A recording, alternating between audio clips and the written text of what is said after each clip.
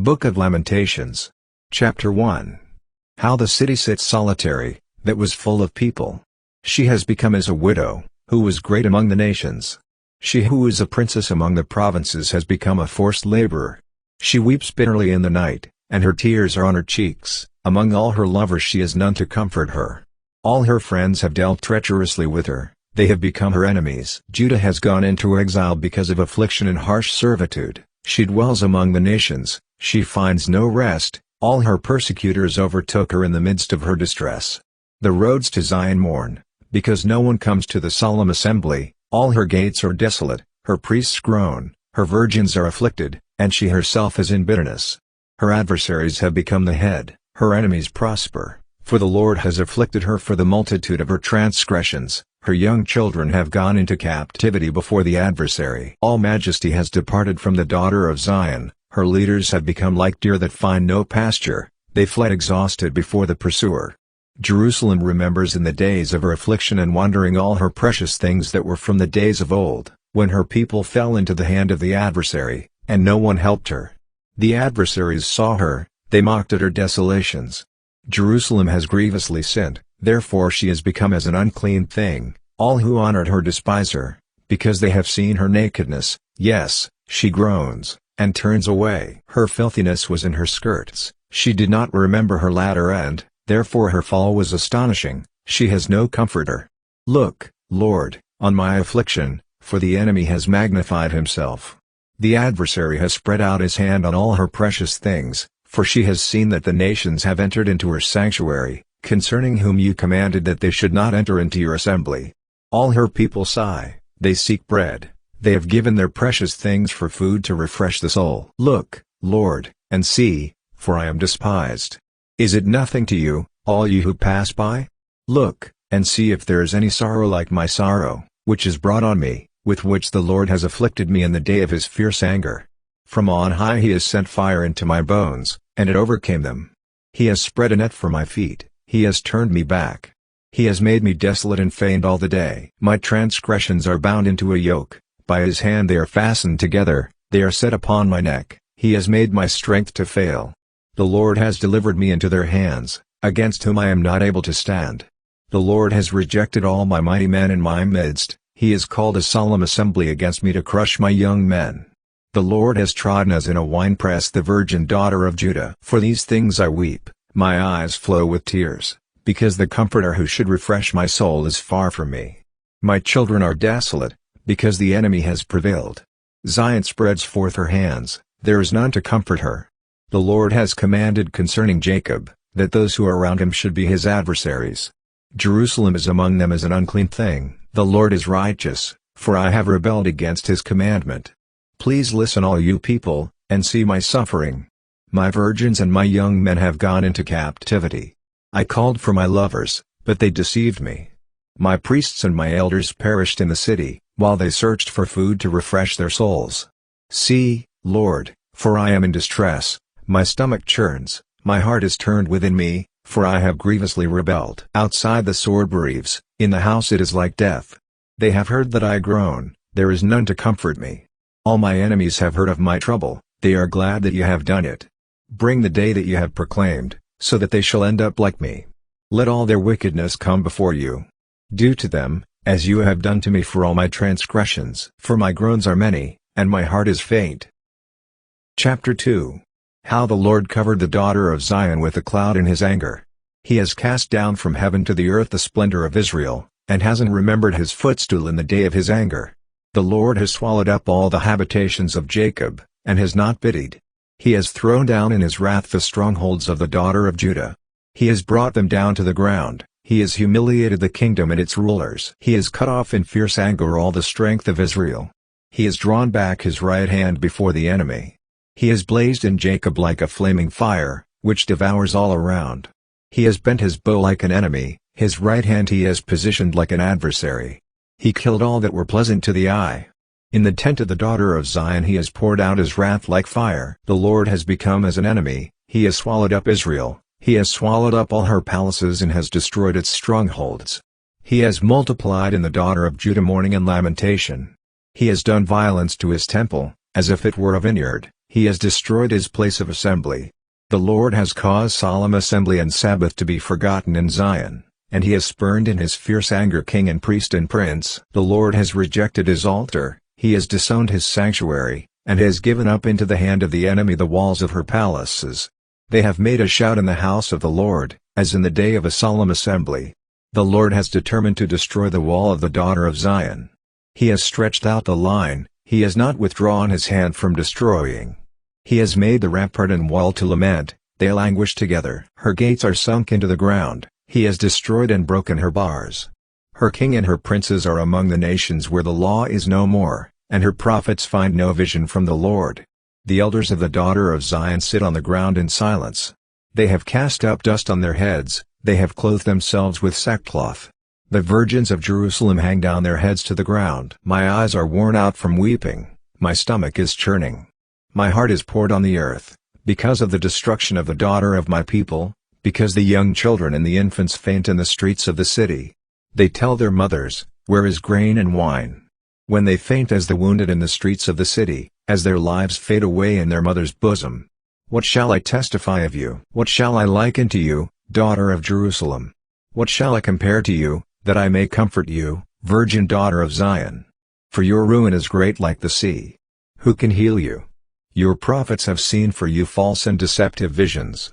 They have not uncovered your iniquity, to bring back your captivity, but have seen for you false and misleading oracles. All that pass by clap their hands at you, they hiss and wag their head at the daughter of Jerusalem, saying, "Is this the city that men call the perfection of beauty, the joy of the whole earth?" All your enemies have opened wide their mouth against you. They hiss and gnash the teeth, they say, "We have swallowed her up."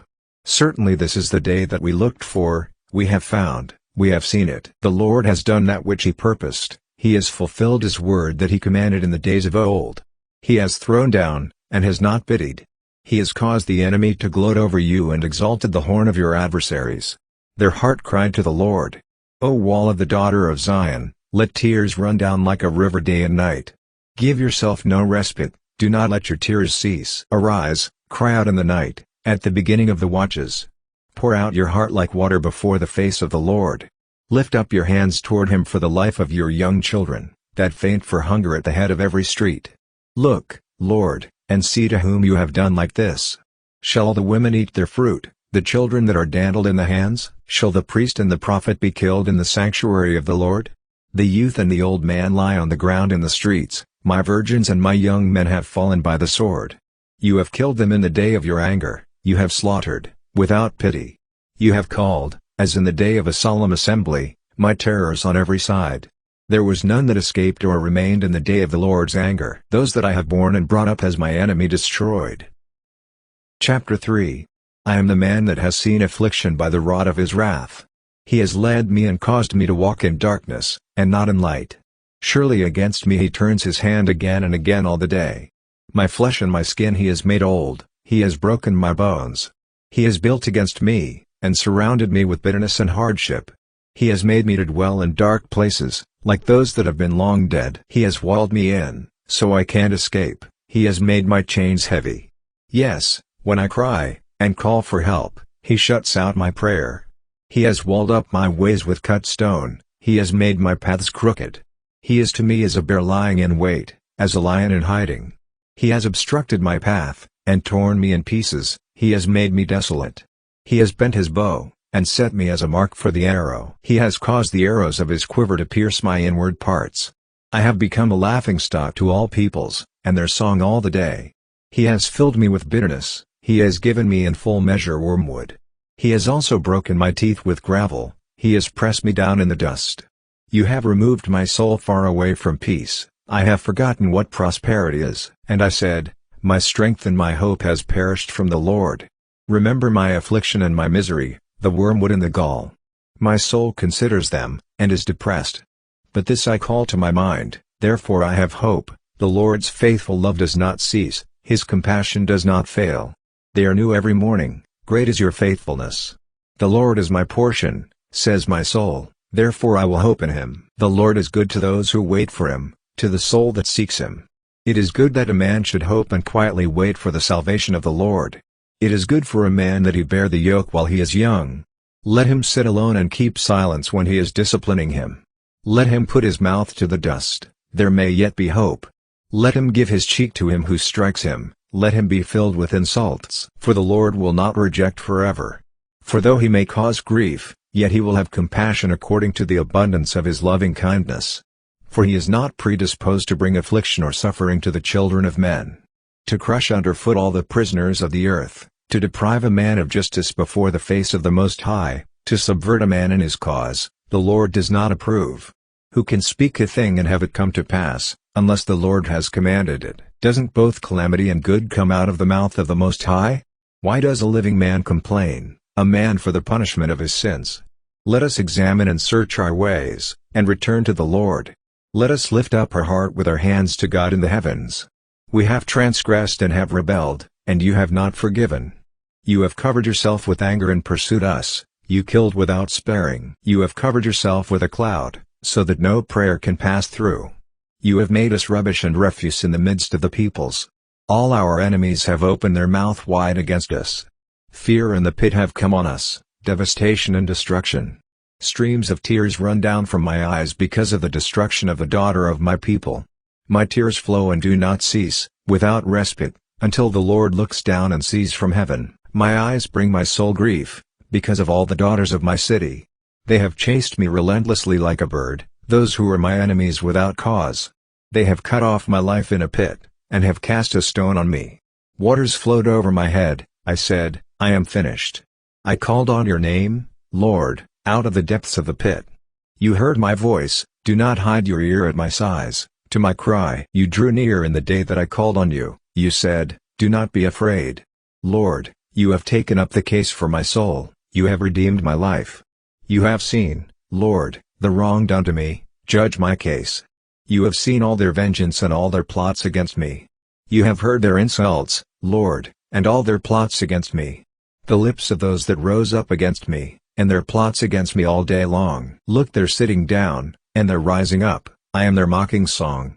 You will render to them what they deserve, Lord, according to the work of their hands. You will give them hardness of heart as your curse to them.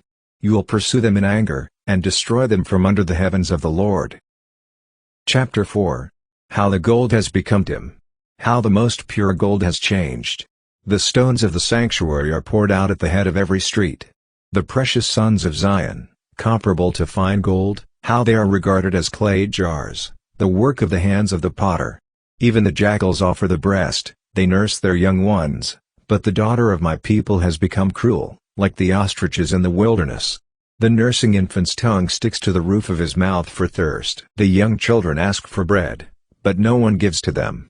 Those who ate delicacies are destitute in the streets. Those who were brought up in purple embrace ash heaps. For the iniquity of the daughter of my people is greater than the sin of Sodom, which was overthrown in an instant, and no hands were laid on her.